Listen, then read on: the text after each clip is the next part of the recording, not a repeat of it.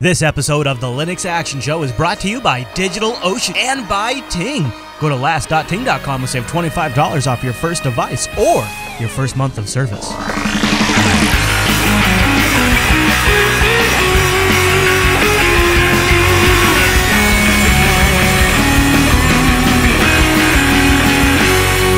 Welcome to Linux Action Show, episode 311. My name is Chris. My name is Matt. Hey, Matt, good morning to you. Good morning. Are you ready for me to tell folks about the big show today? Oh, definitely. All right, well, coming up on this week's episode of the Linux Action Show, this is our post-Linux Fest Northwest episode, and one thing we noticed at Linux Fest Northwest is every time we'd bust out the video games, the crowds would just sort of assemble around the booth, and they would just see, what's this going on? What is this? This looks so great. What is going on here? And we thought, okay, well, why not sort of cast our net once again here in the show and show you some great games that Matt and I have discovered over the last few weeks, and we're going to play some of them with you guys, the live audience. You can shoot us in the face. So, in the second half of the show, shooting us in the face, that's going to be a thing. Our picks of some of the greatest games that have come to Linux recently. Now, these will range from hardcore games to like really simple, laid-back, fun games. Pretty much something for everybody, even if you've never considered yourself a Linux gamer, or anybody that has a really high-end system or anybody that has a low-end system. So I think it's a good show today. Very good show. Plus, as always, we got the news. We're going to talk about Ubuntu dropping the Ubuntu Android variant. Tails 1.0's come out. You might have heard of that. Yes. It was Edward Snowden's distribution of choice. And also, Linus was given an award, and we'll tell you about that. And then, of course, it is our feedback segment. We've got lots of great questions from the audience. But first, Matt, it is our picks. And our Runs Linux this week is a little tip of the hat to all of the fans out there who like themselves a little Linux and a little Doctor Who.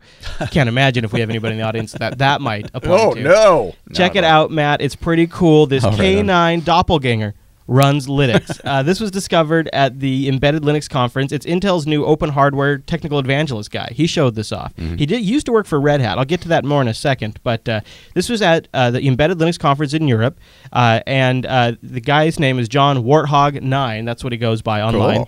Cool. He demonstrated a robot based on Doctor Who's robotic canine dog. It uses a tread wheel.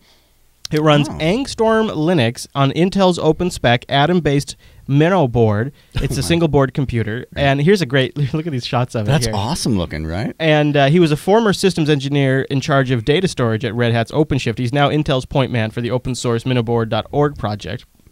Here's some of the look at these interior shots. That's just crazy. And I got a little video of the guy who created it. Here, let's go down here. We'll play this because he has some interesting things to say. All right, so I'm talking with John Hawley here of Red Hat, who's here at the Embedded Linux conference in Edinburgh, Scotland, and he has an interesting project he's been doing.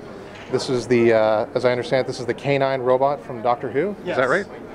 Replica of the robot from the 1970s and 1980s from the Tom Baker era Doctor Who TV series. Those were the best years, I think, right? That is, yes. Yeah.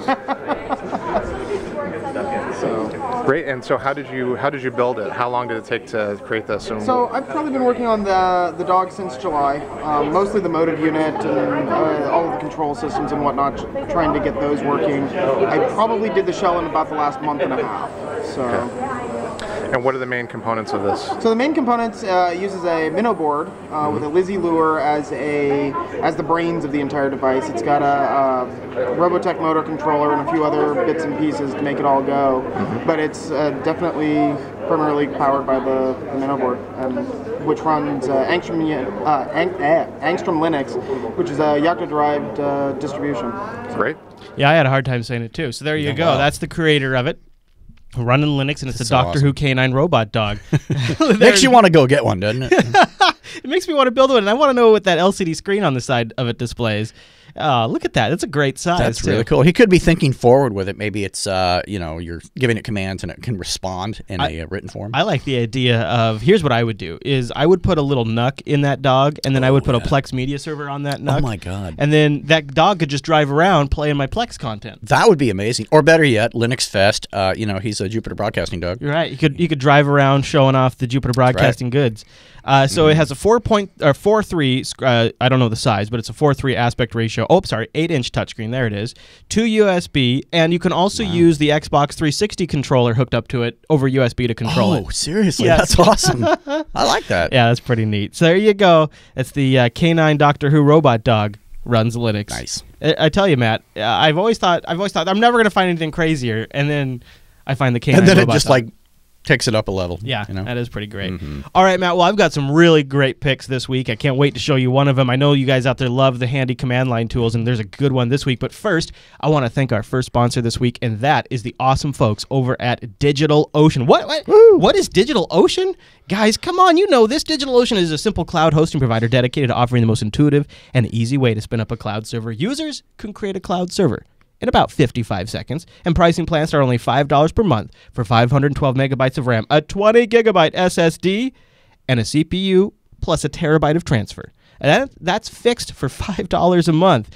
And just to underscore that point here, Cat's Rules. Cat's Rules. Yeah, that looks right to me. Submitted to our subreddit, he said, I just downloaded the new Linux Action Show in HD in 9.6 seconds with DigitalOcean. I was wondering how fast DigitalOcean's internet was, so I ran wget on the new Linux Action Show HD, which was 640 megabytes, and I was a little surprised. I get speeds up to 70 megabytes a second. What? Yeah. And so he included a screenshot of him downloading last. That's what I'm talking about. One of DigitalOcean's secret sauces here is not just these SSD drives that they invested in a long time ago, but they also had the foresight to pair that with truly tier 1 bandwidth providers and fantastic data centers that have top-notch quality and hardware. DigitalOcean has data center locations in New York, San Francisco, Singapore, and Amsterdam. Their interface is very simple and intuitive. Their control panel makes it so easy to deploy a new system, to back up a system, to move a system around, and power users can replicate that control panel on a larger scale with their straightforward API. And because of that straightforward API, you're also seeing a bunch of really great community applications. We talked about one recently that ties in with Unity. There's also applications that tie in with Android that allow you to manage your DigitalOcean droplet from those devices using that API. It's super cool. So here's the best part. You can use our brand new May promo code, LASMAY, L-A-S May. When you check out Last May, will get you a $10 credit. Last May will get you a $10 credit when you check out over at DigitalOcean. You can get that $5 rig for 2 months. Try creating a droplet. Try their DNS management. Try their snapshot system and see why it's so great. See how cool the one-click application installation is, and it's all using open source backed technology to do all of this stuff. Doku, Docker, Linux, KVM, all of it is Linux on the back end, all of it's open source on the back end, and they're really making a super cool package out of all of it. DigitalOcean.com, and go see why so many developers are using it too. It's not just for us sysadmins and us Linux heads, it's for the developers, it's for people who want to learn. It's also powering a lot of really big websites, back-end infrastructure on the web. DigitalOcean.com, and use the promo code LASTMAY. You can get your own droplet with SSD drives and a terabyte of transfer for $5 a month. You can do so many things with that, and it's such an amazing opportunity. DigitalOcean.com, and a big thanks to DigitalOcean for that great promo code last May and their sponsorship of the Linux Action Show. Nice. Okay, Matt, are you ready for the pick? I've been secretly running it the whole show. Oh, yeah, that's right. It's called Speedometer. Yes, Speedometer, and its purpose is to measure and display the rate of data across a network connection, and it's a console-based app. So I have it running right here, and I haven't been doing very. Oh, of course, I'm not even monitoring the right interface. That helped. Yeah. So here's a little bit of the syntax for it. So you install Speedometer. Sure. It's available in pretty much everybody's repo, and then you give it the interface you want to listen on. So in my case, because I'm on wireless, it's WLAN 0. And then you give the interface for also the transmissions that you want to so you can do receive and transmission, -R for receive, -T for transmission, and 0. And you plug it in there, and then you'll start to immediately get a bar graph. Oh, right off the Jimmy. Okay. Yeah. So if I go over here, and let's say I go back to our K9 our article, and I start playing like this YouTube video, like I'll go back here and I'll start loading it up again. Oh, it's already cached. Oh, I have been foiled by the cache, Matt. The cache cached you. But all right, let's do this. So since we're talking about games this week, because I was trying to generate a little traffic. Oh, you know what we could do? Let's do that. Well, no, I won't do that. But you can see I start to get a little traffic right there. Now, if I open up Steam, for example, I bet you that traffic jumps up a little bit. It's got to. It's breaking it down right there. So you can see that peak was 82 kilobits a second. Not that intense. Now we're starting to see a little more traffic now that Steam's opening up. So if we toggle back over here. Yeah, there you go. Oh, there it is. Yep. Now it's jumping back up. And, Steam will go out and do checks. And, of course, if there was an update. So I was running this while I was playing games this weekend doing research. Oh, I love for that. the show. Don't you love that? It's like research. Yeah, and I was getting an idea of like what kind of bandwidth requirements which games have. just by watching this. And I had this up on a second screen, so when it dropped down, I'm like, oh, I guess one of my Steam updates is probably Isn't done. that great? Like from a visual point of view, Yeah. and this would be a really great second monitor app to just have running. Yeah, that's how I was using it, and I downloaded Tails using this too, and I was able to watch my throughput as Tails was downloading. So it's very accurate too, from what I could tell. I was using it on my Ethernet and on my wireless, and it lets you monitor both. You can also send it out to a file. It has tons of options and things like that. So it's speedometer, and it's a really handy. There's a few out there that are kind of like this. Another one is Slurm. Slurm, yes. Not the beverage, but not the beverage from Futurama. Yeah, not the beverage, but Slurm is another one. I happen to like speedometer a little better, but Slurm came in pretty popular too. Yeah. So you guys can check out either one of those. I'll have speedometer linked in the show notes. Like the visuals of a speedometer. Yeah. Yeah, I wish I had something to actually really. You know what I was thinking I could do? I just didn't want to show it because it would show my IP, but I'll do it over here. Do a little speed test. There you go. You know what I'm saying? And then we'll start up a speed test. Hopefully we don't kill the live stream.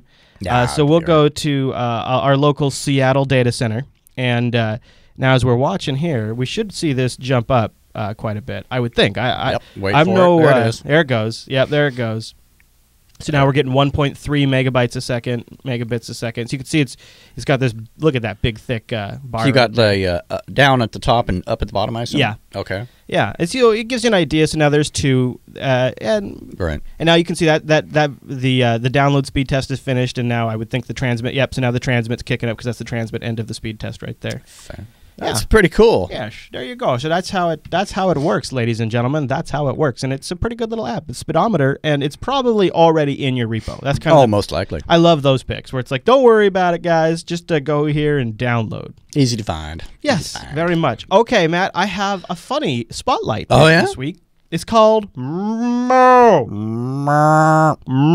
OS. It is a Arch-based Linux distribution. I like it already. That uses Unity.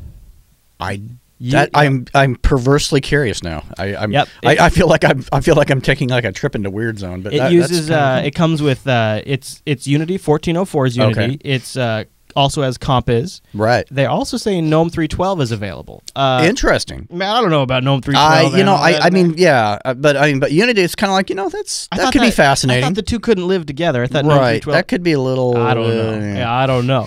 Also XBMC or SteamOS. Now, the idea here is you could already install Unity on regular old Arch, but you're probably going to have a bad time. Oh, without question. Yeah. I tried it the first time we took the Arch Challenge. Yep. I remember this clearly. Yeah, and I reloaded. I was like, that's the one time I reloaded, and I was like, you know what? Nope. Reloading. And it just went horribly bad. What's going to happen? This guy, or guy or gals, putting together MooOS sort of takes care of that problem for me. It's like, if you want a little Arch and you want a little Unity, Bob's your uncle. MooOS has got you covered. Also, I'm curious. I might throw that on a thumb drive, just play. Yeah, I'd say it's worth it. Yeah, I'd be really interested to know, because there's so many things that are sort of Ubuntu specific, like the way the notifications work. The Unity system settings panel is a fork of GNOME's, and I would think it would conflict with the GNOME 3.12 version. Bits and pieces as to how that happens. But, yes, Corky in the chat room says it only took him 5 minutes to set up Unity on Arch. So obviously, so maybe there was an update that came since. Or I'm a huge idiot. One of the two. That's probably an update. It's an update. No, I would imagine, because it's a moving target. Yeah. As I'm sure it gets better over time. But when I tried it more than half a year ago, it was no good. So MooOS was just kind of announced this week, or at least it made its big splash. It had an update 2 days ago as of this recording. Also, Enlightenment 19 in there. So that's kind of cool. Have at it, kids. Yeah. Why not? Comes with Firefox. Sublime Text is the text editor. Can't go wrong there. I'd be really curious if you try out the Unity Compiz combo, how it goes for you. Might as well. You never know. Hey, Hey, Matt. Hey. Hey, Matt. Hey. You never know. You never know. All right, Matt. Let's do the news.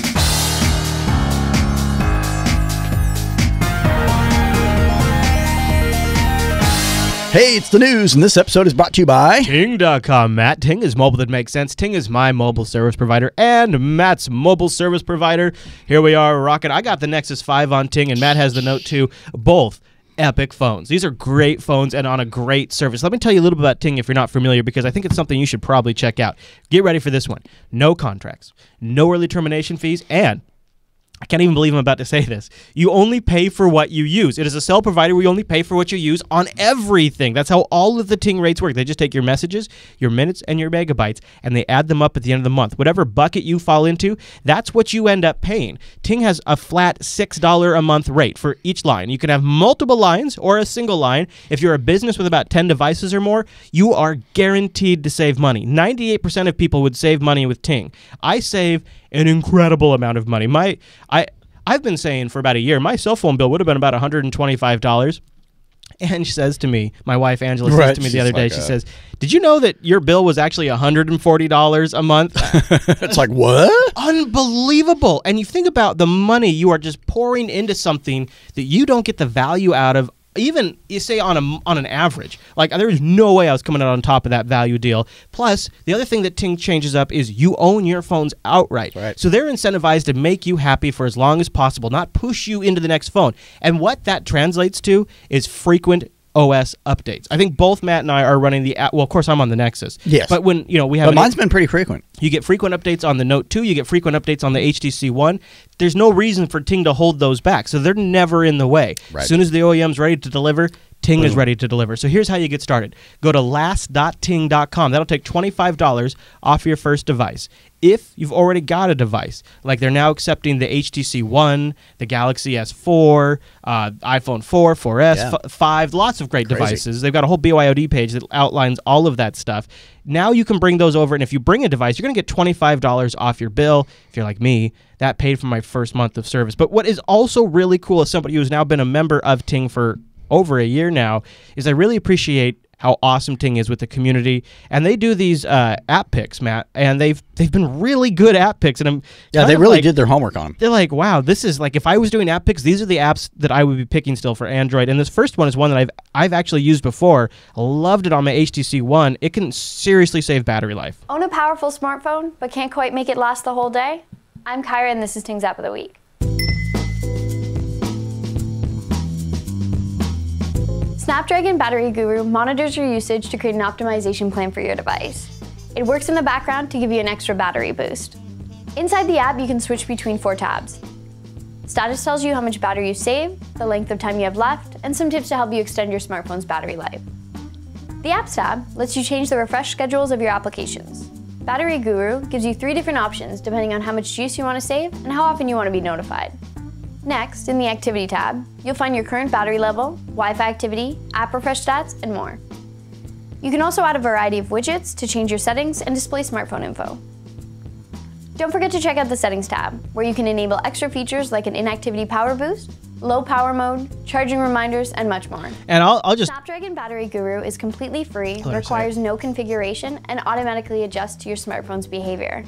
So what are you waiting for? Go pick it up on the Google Play Store now. I'm Kyra, this is Ting's App of the Week, and thanks for watching. Also, make sure to subscribe to our channel. Yeah, don't forget, you can find them online. Ting has a YouTube channel you can just check out on your own. Nice. So that the reason why that Snapdragon battery thing is legit, unlike some of the other ones, is Snapdragon is a processor manufacturer. Right. So they actually make the chips. They're very aware of the inners of, and I don't know if it works on non-Snapdragon based systems. Well, but it makes that's sense that software can actually go direct to the hardware. And it does really interesting stuff with your Wi-Fi too. It's a great app, and like she said, like Kyra said, it's free. Snapdragon Battery Guru. Go over to last.ting.com to check them out. They're a cell phone company that really is doing it differently. Definitely. And one great example of that is you can call them anytime between 8 a.m. and 8 p.m. Pacific, or nope, I'm sorry, Eastern. We're in Pacific, they're in Eastern. 1-855-TING-FTW. And a real person will answer the phone. I love that. They'll get you going. Last.ting.com. And a big thank you to Ting for sponsoring the Linux Action Show. Woo! While we're on the topic of mobile, let's cover our first news story this week. And this one's kind of come about in sort of an unusual way via a bug report. And people are taking a lot from that bug report. So keep that in mind as we're covering this story. But Ubuntu for Android is no longer an active development. Now, Ubuntu for Android isn't to be confused with Ubuntu Touch. Right. This is where you would have an Ubuntu installation on a regular Android Well, and device. back in the day, this was actually more appealing to me because it's like, oh, okay, you're not making me use an entirely new mobile OS. I can actually get the benefits of everything. Yeah. Cool. It seems development of Ubuntu for Android has come to an end. That's according to a recent bug report filed against the project subpage on the Ubuntu website. Canonical's Matthew Paul Thomas states that in the bug report logged on Launchpad, the issue tracker for the Ubuntu project, he says this on the website. The website describes Ubuntu for Android as the must-have feature for late 2012 high-end Android phones. Yeah. Ubuntu for Android is no longer in development, so this page should be retired along with the features section. Yeah. Oh. I mean, jeez. I'm kind of saddened by that because that was kind of a cool idea. But here's how we find out about this is not through any official announcement, but hey, we should probably take these things down from our website. It's like they shut it down just through obscurity. Wow. The bug report was initially restricted from public view and was quickly followed up with a comment from Canonical web developer Anthony Dillon. He says, Peter, the web dev lead at Canonical, can you confirm that the business with the business section that this is due to be retired? And then Peter responds with, we do check if this is, and the TV page should be kept on the site. Currently the answer is yes. It's a little confusing what they're saying there, but here's what I've grokked from this. Okay. Essentially, they're done developing it. And if an OEM came along and said, "Hey guys, you know that option you had where I could have this fancy Android device and load your thing on there, and then when that dock, they got a desktop. We'd like to partner with you." Yeah. If that happened, I think they would pick it back up. I think that's exactly what would happen. It's probably what they're kind of baiting with. I think it's it's their business. I think it's a mistake. I think you either do something with it or dump the page myself. But yeah, it sort of was how all of the Ubuntu mobile stuff got started. Before Ubuntu Touch really was announced and became a thing, before Mir was announced and became a thing, this was a thing. And I think really the biggest shortcoming I ever saw with it is the fact you want me to plug in a physical dock. I wanted the whole wireless experience, which was very AirDroid, kind of thing. There was that. Yeah, you called that out. The whole docking thing is not exactly one that people are driving to now. Let me get my Palm out, my Palm Pilot. What's interesting about all of this is it does seem from the outside like it's about as inert as the Ubuntu TV effort is. Yeah. But as recently as January, John O'Bacon said that the company absolutely expects to ship an Ubuntu for Android in the not-so-distant future. Bacon explained at the time that the connect to an external display thing is part of Ubuntu for Android. That's a totally different thing from Ubuntu Touch, just to underscore that point. True. So Ubuntu Touch continues on. Okay. Ubuntu for Android is in limbo, apparently. Yeah. I liked the idea. I liked the idea better than the other, honestly. I really did. Yeah. It solved a problem. I mean, it legitimately, instead of trying to jump into a bucket of piranhas, it's actually solving an issue for people. Well, and it could be like, here's how I always pictured like the end picture of this thing was you have Ubuntu for Android. Right. And then what they would do is they would use Ubuntu One to synchronize all of the settings in your Ubuntu applications with your Ubuntu desktop environment applications. And you could essentially replace all of the stuff that I rely on Google's cloud for when I'm using Android with a Canonical powered cloud. Right. And I thought that would have been a really great, because you're not getting rid of Android. It's sort of acknowledging that it's the dominant platform now. It's acknowledging that it has a very valid place for very many use cases. And why compete? Right. It's sort of it's supplementing and making the dominant platform already better, right? And it seemed like a good fit in with Ubuntu for desktop too. Right. I think you're right. I think now their other proposal, Ubuntu Touch, requires a much larger commitment on my part to switch to a completely different operating system, a completely different platform on mobile. I think it's a mistake. And a couple people said, well, you have to have a dock. Actually, no, there's this thing called wireless networking, and you can actually use things like AirDroid to demonstrate that point, to where you don't actually have to have a dock. There's no reason whatsoever you need a physical corded dock to bring that desktop to the screen. Yeah, users don't want it either. No. Like that's some applications might be better off with it, but you could do a physical connection for that. But I think for most things, checking email, browsing the web, there's no reason why they couldn't do that the way AirDroid does. None whatsoever. And because what you're talking about is essentially representing the UI maybe through some sort of remote connection. And maybe there's a client that gets installed on the computer and it makes that connection. Yeah, and the difference is that AirDroid uses a PC. There's no question to that. But that's not the argument. The argument is whether or not there needs to be cords to make this happen. They're just not. In this particular case, it would just simply be the phone, which with today's phones are powerful enough to act as the computer. There's no reason why it couldn't do that. Yeah. All the dock did was provide a connection. It didn't provide a PC-like environment. So. No, that's true. And I mean, it seems like I don't know if See, I see like a dongle adapter to like kind of a I don't know, like an AirPlay type situation. Or Google whatever the hell it is, plug it into the back of the monitor, do it that way, and that basically becomes your go-between. No cords, but then you have the translation into the monitor itself. I mean, I don't know exactly how they do it, but I suspect the technology's there. My Nexus 5 wirelessly charges, and I've had clients that have Dell laptops that even the the HD video signal is wireless. Like you put it on the dock, and everything from charging to the USB connection to the video connection is all done wirelessly. And I don't know what standard Dell's using, but yeah, the technology's there. So I'm trying to explain why it is possible. Everybody's saying, "Well, you need a computer." Well, you don't, because there's like a half a dozen examples of where you don't actually need one. So but at the end of the day, it doesn't matter because they're going to poo-poo it and instead compete in an oversaturated market because that's clearly a winner. Yeah, it's going to be a much tougher fight. Hopefully it works for them. But I mean, to their credit, it doesn't seem like anybody bit. Like there wasn't any big manufacturer that said, "Hey, we would like to incorporate that into the S5," or Motorola never said, "Gosh, that would make the Motorola X even better." Like it just never happened. So, and I think not even just Ubuntu, but any manufacturer out there really wants to mix up the market. I think they had the right idea that you have a computing platform that actually acts as basically it is your computer, it is your phone, it's everything. You have a a dongle adapter of device sorts that plugs into the back of the monitor, and you're able to basically make that work back and forth. I think that's a very seamless experience. I think that's very cool, especially if you bundle that up with like some sort of a cloud backup. That'd be kind of cool. Yeah, I'd use it. And if you want to go on the total opposite spectrum of all of this stuff, well, then our next news story might appeal to you. Tails 1.0 has been released. This Tails, we've talked about it before on the show. It's really focused for folks who want a private environment to do something online. And it was really kind of catapulted in the limelight when it was announced that Edward Snowden was using this as his distribution and was asking folks like Glenn Greenwald to use Tails to communicate with him. So Tails is sort of almost an acknowledgement of the publicity it's gotten recently and the level of maturity that it has reached.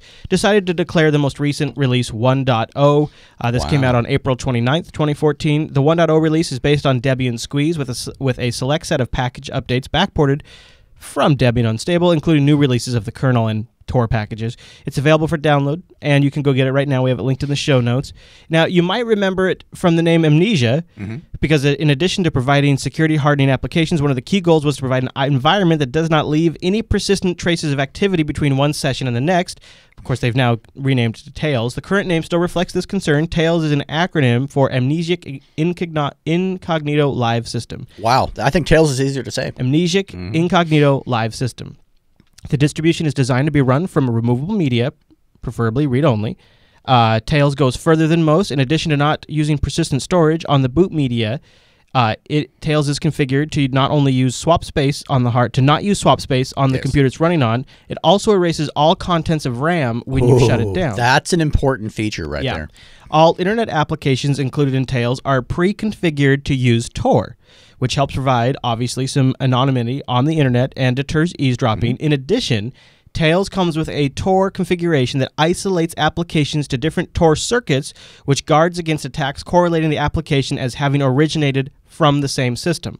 The Tor project calls this stream isolation. The gist is that different Tor circuits are built for each application, which different entry and exit nodes, they each have their own different entry and exit nodes, making it significantly harder for any attacker to observe multiple circuits and discover that they came from the same computer.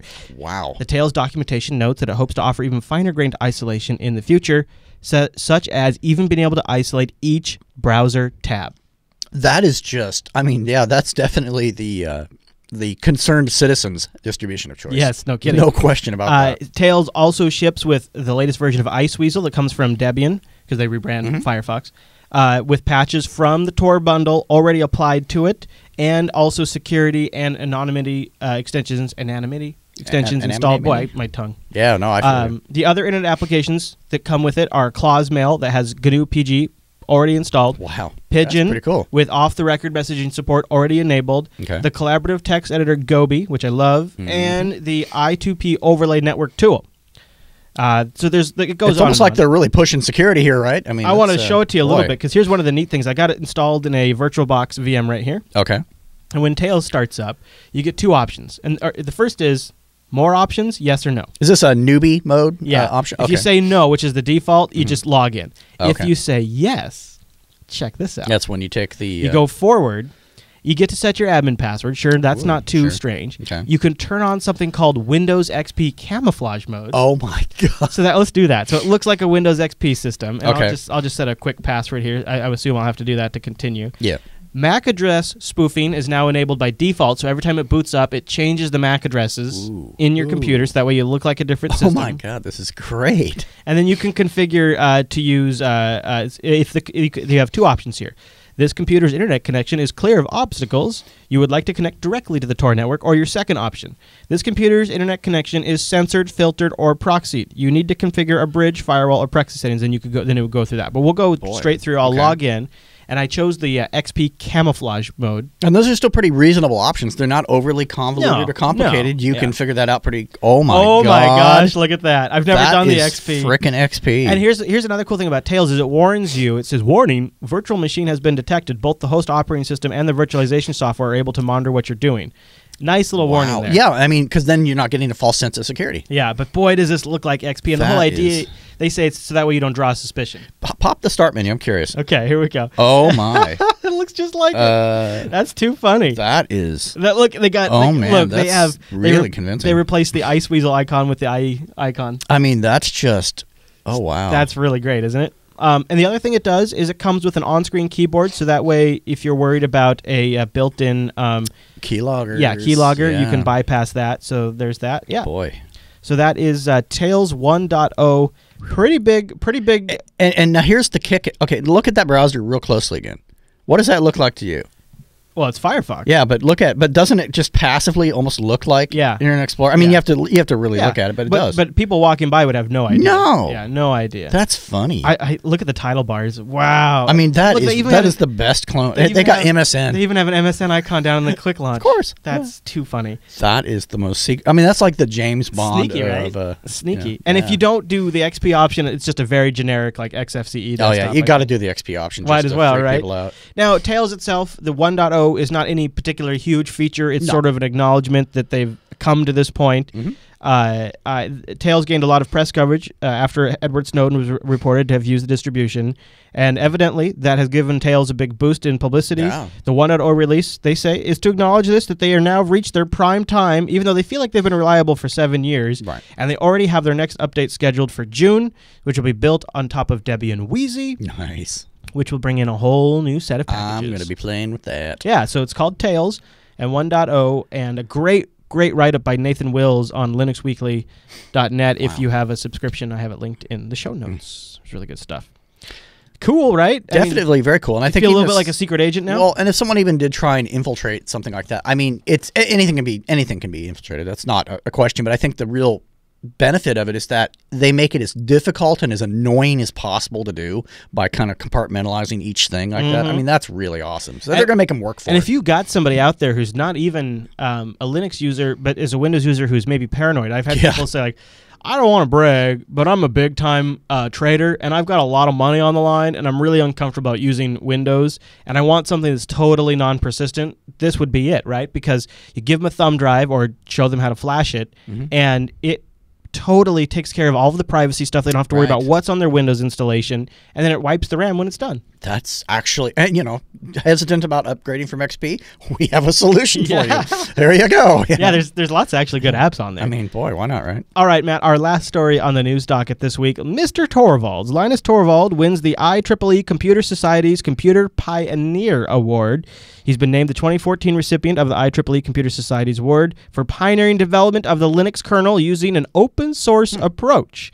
Now, this award's given to folks who have been or recognized as really contributing something of substantive value in the last 15 years to the software industry. Here's what I thought was kind of funny. Look at Linus go, Matt.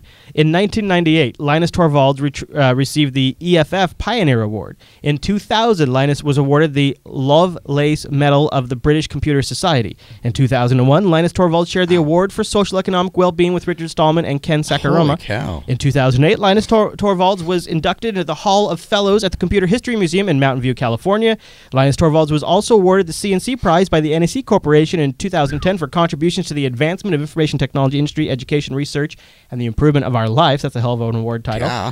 Millennium Technology Prize. On April 20th, 2012, Linus Torvalds was declared one of the winners of that year's Millennium Technology Prize. We remember covering that. This honor is widely described as the technology equivalent of the Nobel Peace Prize. Whoa. Internet Hall of Fame on April 23rd, 2012. At the Internet Society's Global INET Conference in Geneva, Switzerland, Linus Torvalds was one of the inaugural inductees into the Internet Hall of Fame, one of 10 innovators in the category. 33 overall inductees. You know what he could use? He could use more awards, right? I bet he's got like a wall just covered in stuff. I wonder if he does, or I wonder if he cares at all. I see. That's the thing about Linus. I will bet you money he couldn't give a rip. I mean, I'm sure he's flattered for 5 or 10 minutes, but I think at the end of the day, he just likes what he does. The IEEE Computer Society award that he got was established. The Pioneer Award was established in 1981. It was established to recognize and honor the vision of those whose efforts resulted in the creation and continuation of the variety of the computer industry. The award is presented to outstanding individuals whose main contribution to concepts and development of the computer field was made in 15 years prior. Wow. The recognition is engraved in bronze medal. Wow, boy. I think that's cool, and it couldn't go to a better guy. Congratulations, Linus, on yet another award. If you want us to, just let us know. We'll set up a shelf here in the studio, and you can just put them on there if you need a spot. Certainly. And I'll dust them before each show. I don't mind. All right, Matt, that's all the news for this week.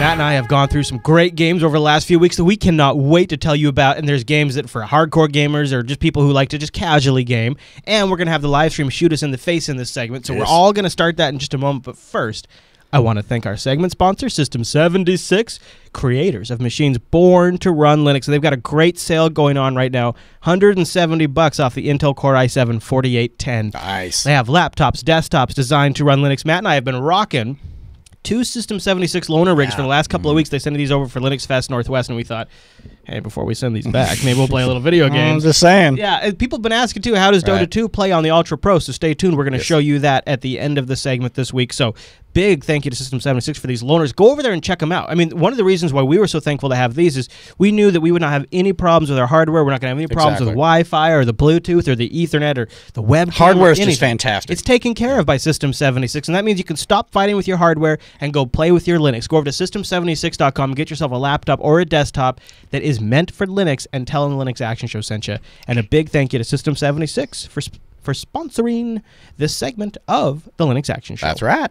Okay, Matt. So we got some games we just want to give quick honorable mention to. You're playing one of them right now. The first game that both you and I have been enjoying is called Electronic Super Joy, and Matt's got it loaded up on his computer right now. I'm going to get started over here now. Just a warning, a fair warning, if you have any tendencies towards seizures and things like that, you might want to look elsewhere because this game is likely to cause them. It's pretty intense, and as you can hear by the music, it goes with the beat, and it's a 2D scrolling platformer. There you go. So if you like these types of games, you don't have to have a good video card. You don't. No, you really don't. Yeah. All right. So I've got a couple of worlds. I'm a couple of worlds in on mine. Oh, you got yours. Yeah, you got cloud synced on. Yeah. Yeah. Okay. So here I go. So Z to jump. So as I play, you'll notice the trees will sort of grow automatically on their own, but pretty soon, as the music picks up, they'll start to grow to the beat and pulse to the beat, and then the bad guys start to move to the beat. There they go. There they go. And then watch, like, as I get the flag, there's a cool little pulse there. Oh, yeah. So this game is like, kids love it because there's so much to look at, so much going on. Yeah. There's also a porn sounding gal in this game. That's the best. Whoops. Yeah, that is a good part, isn't That's important to have in the game. Oh, bad guy, bad guy. Oh. Bad guy. I got hit by the bad guy. So this is Electronic Super Joy. Oh, how you doing, Matt? How you doing? I'm doing all right. Yeah, you're doing better than I am. Whoops. Oh, shit. All right, okay. Too soon. Too soon. So that's Electronic Super Joy. Well, we just wanted to give this one a mention. We're not going to play through much of it. But if you like platformers and if you like something that's fun, they do describe themselves as a brutally challenging platformer. As you progress, I mean, let me put it this way. There's a level where you're battling, and I'm not making this up, the Space Pope.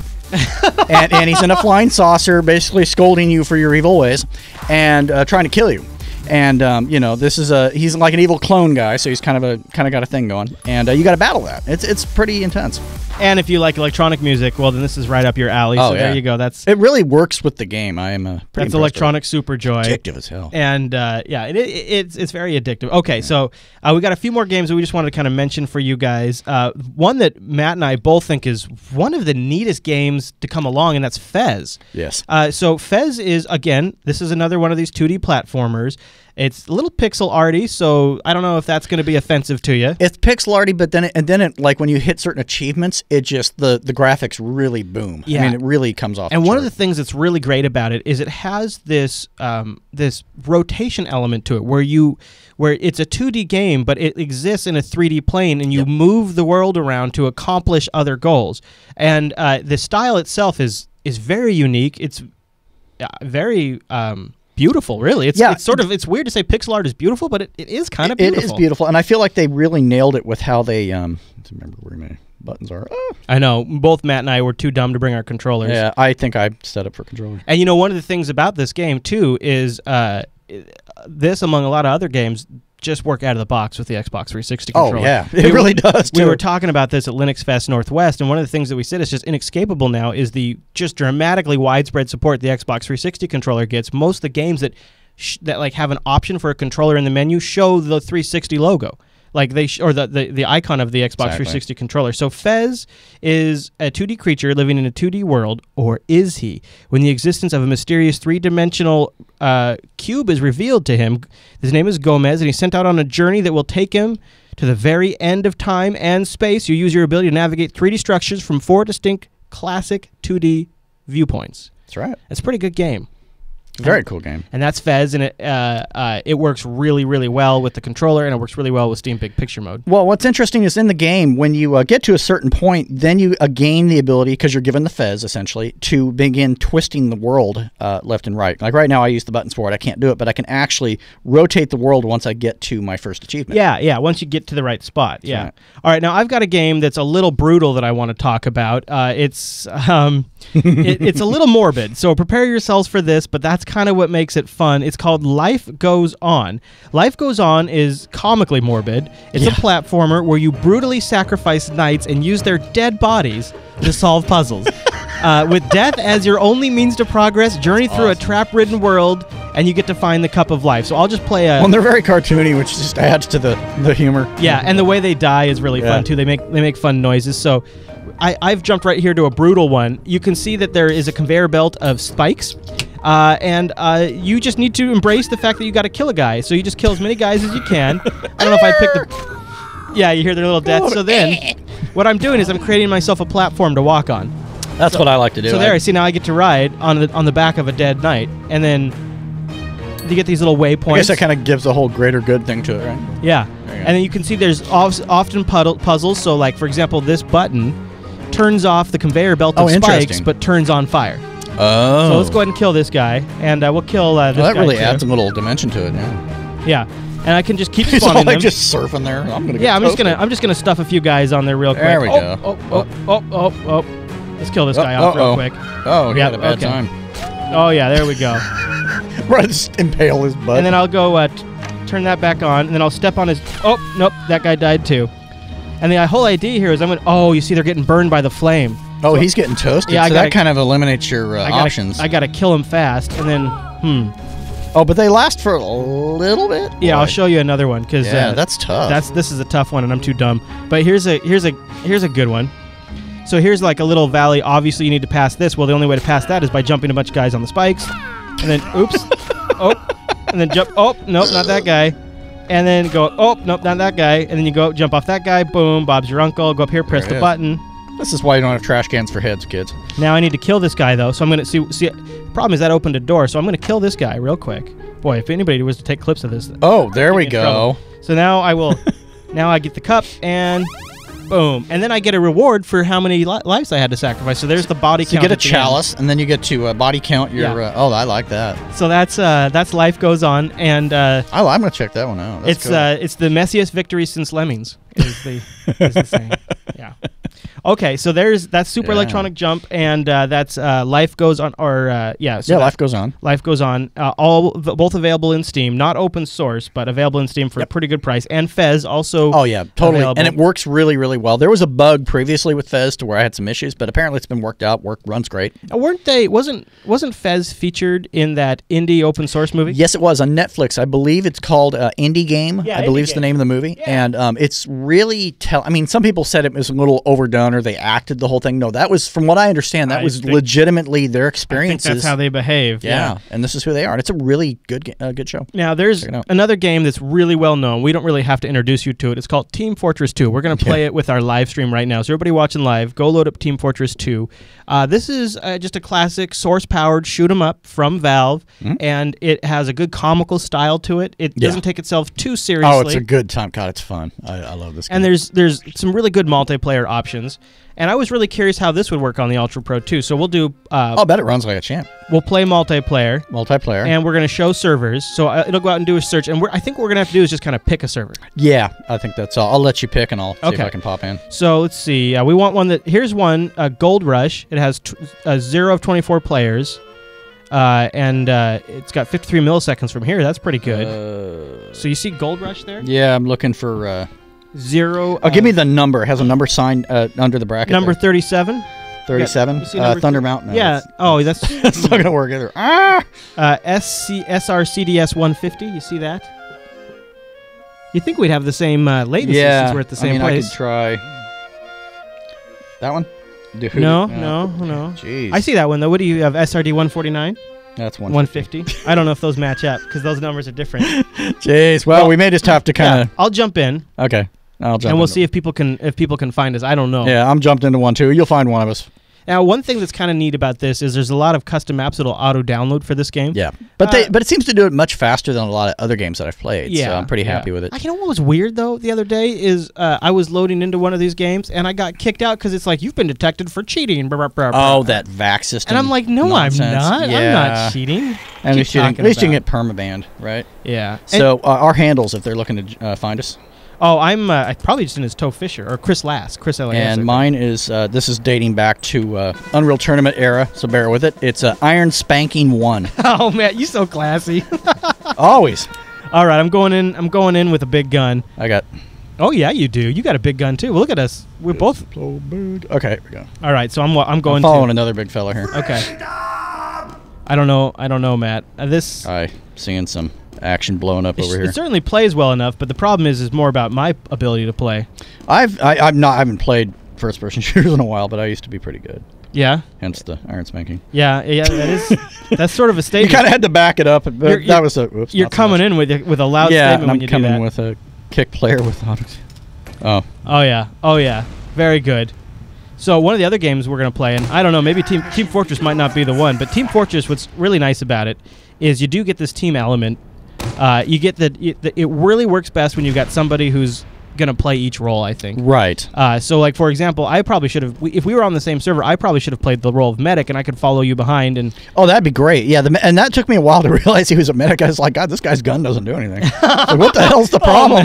Like, I don't understand. Of course, I don't read when I play games. I'm one of those guys. It's like, oh, my God, they're talking, blah, blah, blah, and I just, like, fast forward through everything. Yeah. It tends to add a little more mystery to what you're doing. So, I'll try a shotgun, see if I have a little more luck. There you go, Matt. Oh, there you go. Oh, I'm blue, so I'm okay. He's one of my guys. That really looks great, though. I'm liking that. You have the reflective screen on the Bonobo, and I have the matte screen. A little off the top for you, buddy. There we go. Yeah, there you go. Boy, you're making... Whoopsies. You got. No, there's my capping moment there. I love the where you can like save it. I gotta wait. All right, so while you finish that up, I'll load up I'll get our next game started. All right, cool.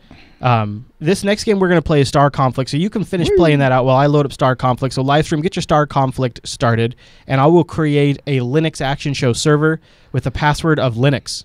So brace yourself for that. Now, Star Conflict is a space shooter that has a bit of an MMO flair to it. Star Conflict, I think, is sort of the secret smash hit that both Matt and I independently discovered and fell in love with. Oh, yeah. And then kind of came together to do this episode, and we were like, wait a minute, what? Hold on, there's this cool space game. So this is Star Conflict here on the Ultra Pro. It's an action-packed, massively multiplayer space simulation game that puts players in the role of elite pilots engaging in widespread interplanetary skirmishes.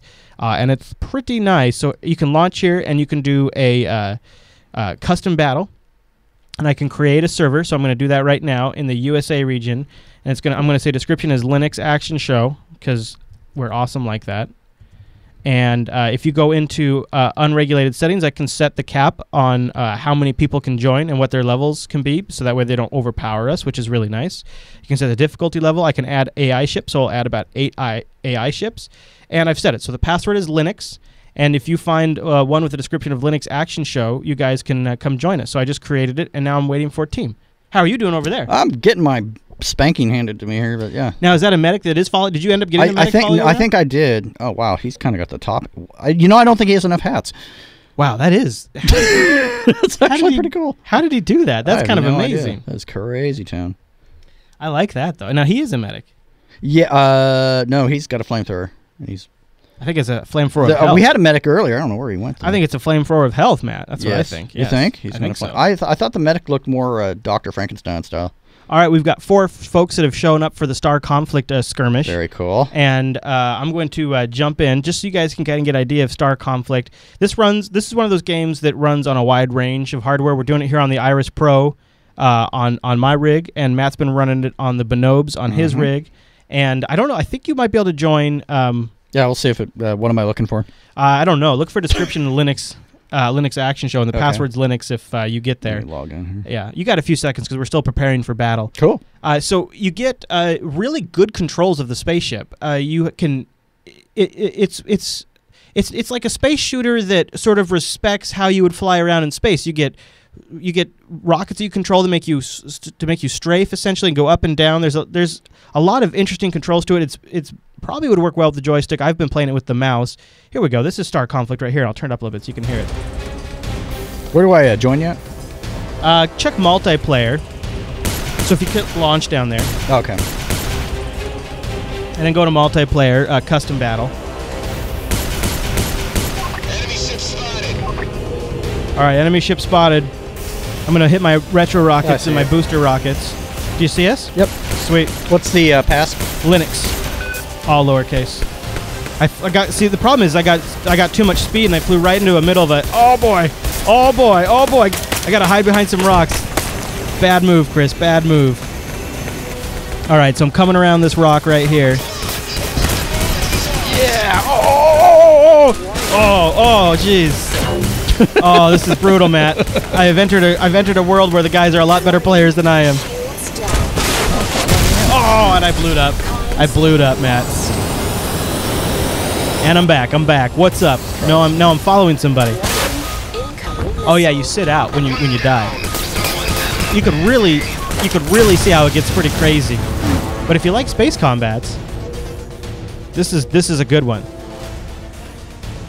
There's Michael. There's a bot, the George. Bot Edward. Yeah, I can't get in. I don't know. Customization? Well, I went to launch, it just pops me back up. I don't know, yeah. That's weird. Yeah, I thought it would just bring me right in. Well, if you want to just jump in a game, we'll show it, too, because I'd like to see how it plays on your computer, too. Okay. Oh, there I go. It plays really good on the Ultra Pro. Oh, ouch. Oh, I'm in reserve. Oops. Oh, yeah, they'll pull you That's probably what's going on. Okay. Yeah. That's what it was. Okay, because I'm sitting going, hello.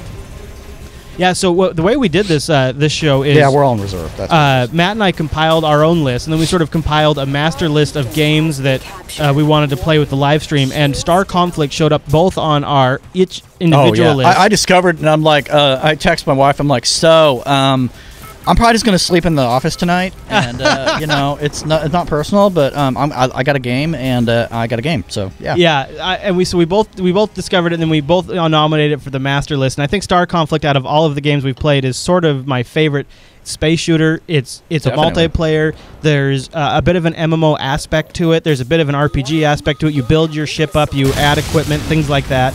Boy, that guy just got it. It's very shoot, like lots of shooting. I don't feel like I have to commit my life to it to enjoy it immediately. Right, we were talking about that before the show. Yeah. It's like you wanted to just be able to get in and shoot stuff in space. I wanted more pew pew and less build.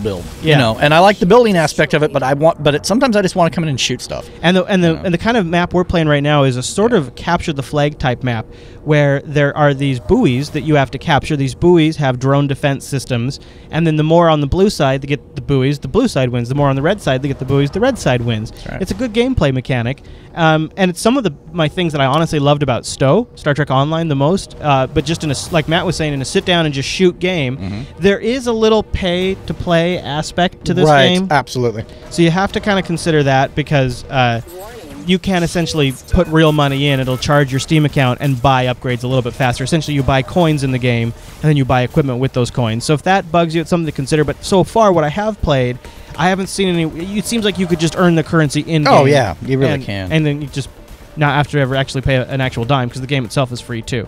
It's a free download. So that is Star Conflict, and it is an action-packed game. Okay. All right, Matt. Well, maybe we'll have a little more luck with Roller. What's it called? Oh, Roller. This Robot Roller Derby Disco Dodgeball. This is one. And it's exactly what it sounds like. This is one that Matt found, and it seems like a pretty fun game. Mm-hmm. Oh yeah. So I'll create a match. Cool. And I will say random level, publicly listed. I don't know how you'll be able to find it. I'll go to find. Just give it something with the word Linux in it. I don't see a way to name it, though. These games all have like these weird limitations when it comes to this stuff. Yeah, it's like How about we name it somehow? Yeah, right. Yeah. So let's see. If I choose, I'm going to choose the arena level. Okay. And it'll be a death match, and we'll have 2 teams with a limit of 25 folks with easy bots. So look for arena level, and I've just created it. Okay. Nice. J-Max says he didn't find me to kill, but he killed somebody else. Yeah, I died. How many people did you have? Was your total? 25, I think. 25. Okay. Yeah. So I'm gonna go in. So now we are these. Like we're like warriors on like segways. And there's blue and red teams. Yeah, it has room numbers, but it's like it's found 6 and none of them have up to 25 on it. So that's kind of a. I don't suppose you have a room number anywhere. No, just get in and play, and I'll get your screen. It doesn't matter. Okay. You don't have to be on the same server. Cool. All right. That works. Oh, I missed because I'm a horrible shot. We're ready. Yes. Oh, yeah. Oh, yeah. Boom. I kind of feel like I have never hit anybody yet. I don't know if that's actually true. Well, and if you hold your mouse button down, you get more power out of your balls. Yeah, that's... Ball, rather. Yeah. More power from your... equipment. Okay. It's interesting. This is another game where the music plays a big part of the actual gameplay, right? Oh, yeah, totally. It kind of helps it along, I think, Let me get that ball. Oh, you butthole. All right. Yeah, boy, it looks good on yours too, Matt. See, this game is it's fun, it's flashy, it's kid-friendly. There's no blood, no guts. Oh, and totally nuked me. I love the expressions on the robot's faces. Just throwing dodgeball. Oh, and you can earn mustaches. That's important. Nice. Yes, you always should be able to earn a mustache. Oh, I found the balls here. Yeah, you're good at finding the balls, Matt, but can you hit anybody with those balls? I'm swinging them around. Let's see what I hit. Oh yeah, okay, oh yeah. This one is it's like I don't know of any other game where I've played dodgeball like this before. Talk about making dodgeball way cooler. Oh, and you can sprint with your left shift. Oh, I will try that. Oh yeah, you can. Oh, I just got nuked. Losing death to iron spanking. Press E. Holding will make you jump higher. Oh, okay. Okay. How do you jump though? That's. Oh, and I'm down. 5, 4, 3, 2, 1. Boo! Go, Matt. Go. Go, Matt. Go. Yeah, this is one of those games where I could play this for quite a while because it's just too fun to get upset. Yeah, you just don't care. That's just it. There's no you don't have to work campers and all that other nonsense. Got the sight is a little tricky to see. I think they could have made that a little bigger. Oh, Seth, you jerk. You jerk, Seth. You jerk. I totally just got in the face by Seth. Almost. Oh. Almost. Astrofish totes missed me. Haha. All right. Okay, live stream. You're supposed to be nice to your host. Come on now. Stop throwing balls at me. Throwing stuff. Oh, I just got nuked from somewhere. Oh, man. That was a good throw. All right, Seth, your face. Oh, I got you. Oh, denied. What? Denied. Oh. Denied. All right, so there you go. This is one of my. This and Star Conflict are my two favorites from this batch. I hit Cray. I like that. Cray. How come I'm getting so fancy, Matt? Fancy, it's the music. I think I like the big speakers. Hold my thing. Boom. Done. I hit Cray. Oh! It got Cray. Oh, and then it rolled right into Luigi's ball. Bonus assist. Boom. Yeah, whatever. Astrofish, Luigi. You guys are on my list. Okay, all right. Come on now. I think blue team is kind of winning by a large margin at this point. Though. Oh, I got Smurfalicious just smurf me. Oh, Astrofish. No, that was Luigi from a long distance throw. How you doing over there, Matt? Doing pretty well. I got to get another ball though. Oh, yeah. Hold down space to release your jump. There we go. So it was space. I just was doing it wrong. I want a ball. Oh, Luigi, don't worry. I'm not coming for you at all. Don't run. Oh, shit. Oh, set. Oh. All right. Okay. All right. Okay. Well, there you go. You get an idea. That's a good one. That's Robot Roller Derby Disco Dodgeball.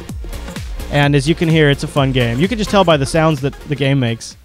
And you can find I'm on Steam as Chris LAS, and yes. Matt, you're on there as what again? Iron Spanking 1. I'm also a member of the Jupiter Broadcasting. Oh yeah, we have a group. We have a group. Yeah, we really got to utilize that more. It's I'm neglected it myself. So yes, there's a couple other games that are really good too, like Doc's Operative. I recently picked up, which I've been enjoying. And then one game that we've mentioned before on the show that both Matt and I think is sort of like playing inside a cartoon is Dust: An Elysian Tale. Oh, I love that game. That's a good one. You can fire that up if you want and show folks Dust. Again, another controller game. And again, Xbox although 360. I will say you can actually get to ripping pretty hard with just the keyboard. Yeah. You really, I mean, the controller is nice and it works really well with it, but it's not mandatory. You can totally get away with it. So we've talked about Dust once before on the show. It was one of my app picks one time. And the other thing that's crazy about Dust, Microsoft Publishing Studio. Now, they're not the developers. They're just the publishing house. But this was like, wow, a Microsoft game on Linux? Like, this is actually happening? It does actually happen. So while Matt loads up Dust: An Elysian Tale, I'll load up Dota so we can show a little Dota. Now, do you know about Dota, Matt? I'm passively familiar with it. I tried it once, got confused, and stopped. So yeah, it's a good team game. Yeah, it looks like if you got other people playing it, it looks like it could be a lot of fun. It feels like the kind of game that if I never played another game ever, then I could play Dota. Right. That's how I feel about it. So I've tried to wrap my head around the Dota, and I'll show you just how it works. I'm not a Dota player. I couldn't do Dota justice. I'm more of a casual player. But if you're a hardcore gamer that wants to really invest in a game, check out Dota 2. But if you're more of a casual gamer, this is Dust here that Matt's playing right here. He's just picked a spot right here at the beginning. It just shows you how beautiful this game is. All right, so I'm loading in right now to. Here we go, and I'm gonna play. You get just give you an idea really of how it plays on the Ultra Pro. I haven't changed any of the video settings either, but it works pretty good. All right, so here's Dust. And, here's Dota. And I really, the whole idea is a combat game, but I have no idea what I'm doing. Prepare for battle. That sounds very, mystic. Yes.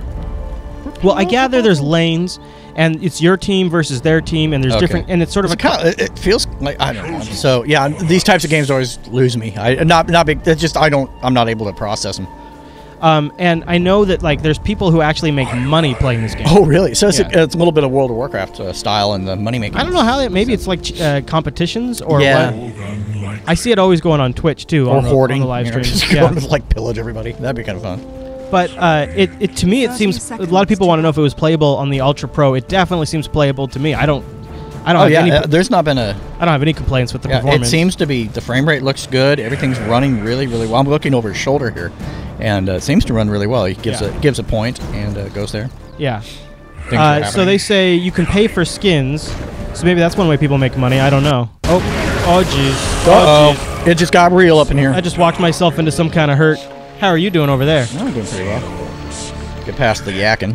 So to recap, the game Matt's playing right now, Dust: An Elysian Tale. We also covered Robot Roller Derby Disco Dodgeball. That's another one we both recommend. Life Goes On is very fun. That's the one where you kill a whole bunch of guys to make your way. Electronic Super Joy is the brutally hard platformer that plays crazy music.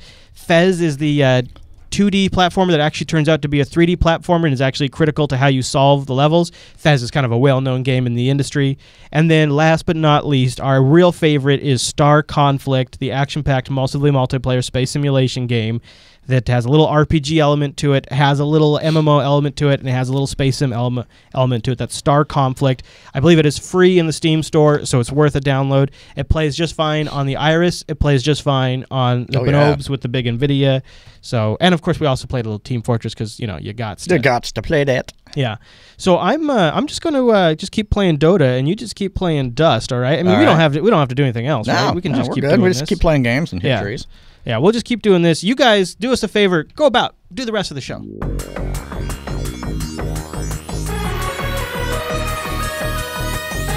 And that brings us to the end of this week's broadcast. But, Matt, before we get out of here, I had a couple of items of follow-up and some emails. I wanted to mention that JMac217 in our subreddit did a great breakout of really good emulators for Linux.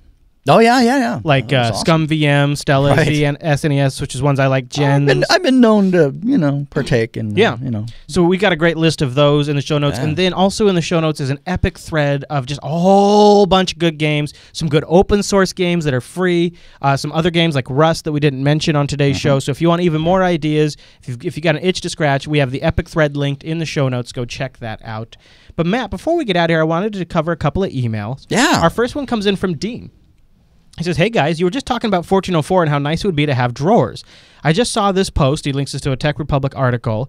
He says, well, he wants to know our thoughts. He says he's been updating all of his systems from 1204 to 1404, and things have gone better than expected. He says he has a couple more to do. So here it is, Matt.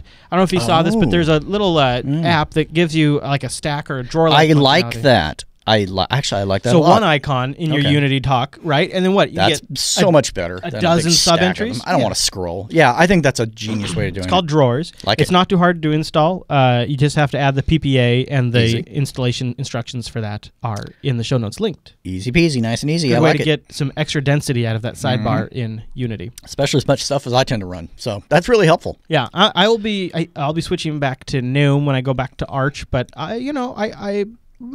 Yeah, I'm kind of I'm interested in trying the the Unity. Yeah, Arch it was good to give it a go in 1404 for a while. I feel like I've put my time in. Sure. Leon comes in with a ButterFS question. He says, "Hi, it's probably maybe a question for Chris, but I know he's because I'm running ButterFS. Yeah. I've started looking into migrating my extended 4 machines to ButterFS. The number one reason is the snapshotting feature of ButterFS. He wants to know if he should convert on a 1-to-1 to ButterFS. He right now has a separate /boot /user /var /temp and /home, and obviously a separate /swap. Right. He's considering just using a separate /boot and swap and throw everything else on a single root, and he wants to know if we see anything wrong with that.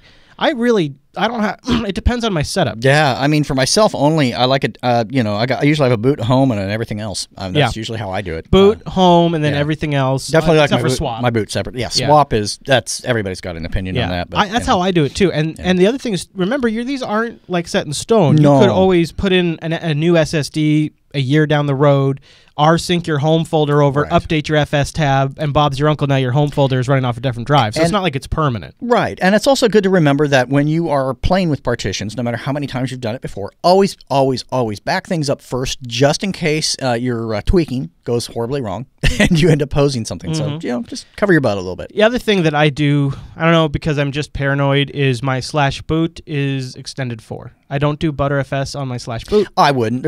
I don't see any value in it. Yeah. Really? Unless maybe you wanted the snapshots there. But boot is so small and so easy to back up that I don't. Just do it the old-fashioned way. Yeah, at least for, I don't know, there might be a point, maybe now is the point where it's not as needed, but I started using ButterFS when it was brand new. Right. And now I see the value of it, that you want the snapshotting feature. See, that's a legitimate reason to use something. It's offering you a feature that is going to benefit you. Cool. Yeah. But for boot, probably not. I'm with Heaven's Revenge in our IRC chat room. ButterFS is getting me more and more excited. Linux really needs an answer to ZFS. It does. ZFS. Oh, my God. Are you... Hey, Alan. Yeah.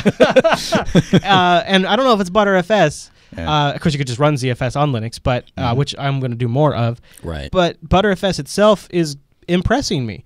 And if we just see more and more distributions sticking to it and deploying it, it'll get there. Oh, yeah. It seems like it's getting there. I've been running it for... You know, I've not had a reason to do that yet. I've played with it once or twice. Because I'm not snapshotting, I just didn't have a real need. So I'm still on the old 4. This 1404 installation here is running Btrfs. Oh, yeah. You put some butter in there. The whole thing, man. I wonder if they sent this one the same way. No, probably not, because I reformatted it. I don't think it's default in the Ubuntu installer. Okay. I'm not sure. So Joshua writes it. It says a couple of things. What distro do you use for your servers? I've been setting up an Arch server at home and I've actually been enjoying it more than I thought I would. I've seen a lot of naysaying on using Arch as a production server, though I've come more and more from the camp of if you know what you're doing, it can be fine. Sure. I've somewhat alleviated the archness of Arch by setting up local repository on a test server. Wow. That will only be my only repository for this server that it points to. Secondly, how about an Arch follow-up episode after using it for a few months? Keep on rocking. Love Lass. Love this show. I like the approach, and I love the idea that he's got a test server. That just eliminates all the surprises. Yeah. It's problem solved. That's a committed way to manage updates. I'd say that's probably more stable than most things. Actually, that's incredibly smart. Yeah, I really I've been using Arch on a server too. I've been using Arch on a server for months now, and on the old DigitalOcean. You know, on my DigitalOcean droplet, and now I'm getting to the point where I'm ready to reload my home server, which was an Ubuntu 12.10 box, just because it's super, been in place. That's going to be quite the job, I imagine, just because there's probably enough data on it to take a bit. And you know what? I've already had the problem a couple of times with Plex Mobile, where it's like, hey, bro, sorry, I can't do this player because your server isn't new enough. Oh, jeez. And I know if I'm on Arch, I would never get the error about my server not being new enough. Exactly. Yeah, because I take it for granted. So I run. I could see Arch doing really well as a home server. Yeah. Where you want the latest versions of Sickbeard and Plex and Couch Potato and Sab NZB and Subsonic and all of the things that you might want on a home server.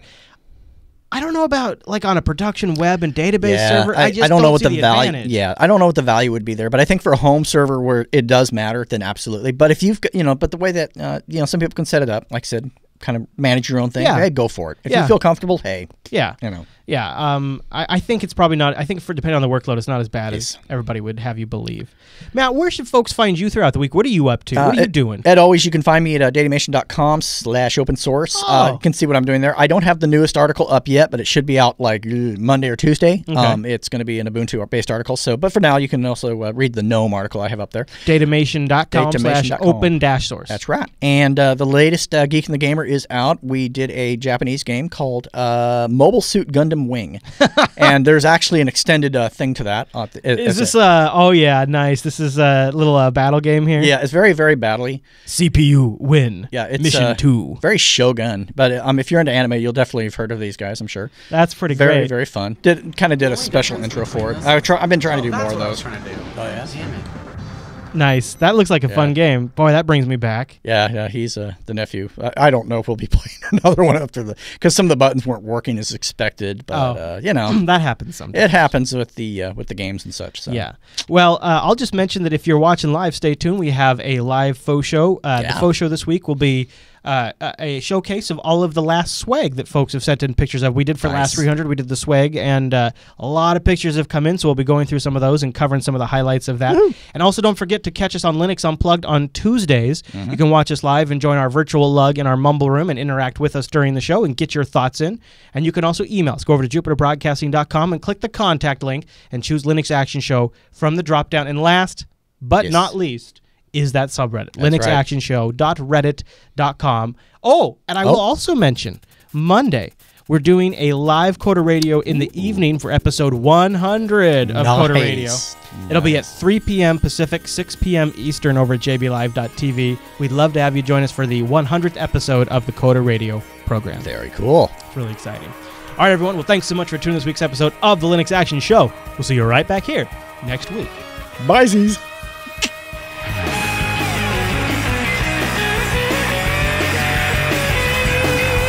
Welcome to the Arch side. Welcome to the Arch side. What appear to be There are Captain Edward Jellicoe reporting for duty. Captain Edward Jellicoe, he is the man.